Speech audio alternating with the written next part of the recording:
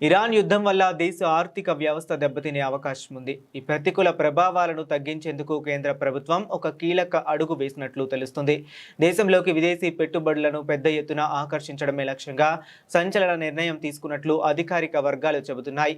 ఈ మేరకు ప్రధానమంత్రి నరేంద్ర మోదీ నేతృత్వంలోని కేంద్ర మంత్రివర్గం ఆర్డినెన్స్ ను ఆమోదించినట్లు సమాచారం. ఈ ఆర్డినెన్స్ ద్వారా ఆదాయపు పన్ను చట్టాన్ని సవరించనున్నారు. ప్రభుత్వ సెక్యూరిటీల్లో విదేశీ పోర్టుఫోలియో ఇన్వెస్టర్లు పెట్టే పెట్టుబడులపై క్యాపిటల్ గెయిన్స్ పన్నును పూర్తిగా రద్దు చేయనున్నట్లు తెలుస్తుంది. రాష్ట్రపతి ఆమోదం లభించిన వెంటనే ఈ కొత్త నిబంధన అమల్లోకి రానుంది. ప్రస్తుత నిబంధనల ప్రకారం విదేశీ ఇన్వెస్టర్లు 12.5% దీర్ఘకాలిక మూలధన లాభాలు ఎల్టీసీజీ పన్ను చెల్లిస్తున్నారు. మూలధన లాభాలపై పన్నులను తగ్గించడం గురించి ఇన్వెస్టర్ల అభిప్రాయాలను వినడానికి సిద్ధంగా ఉన్నామని ఆర్థిక మంత్రి నిర్మలా సీతారామన్ ఇటీవల ప్రకటించారు. ఆమె ప్రకటన చేసిన కొద్ది రోజుల్లోనే కేంద్ర మంత్రివర్గం ఈ నిర్ణయం తీసుకున్నట్లు వార్తలు రావటం గమనార్హం.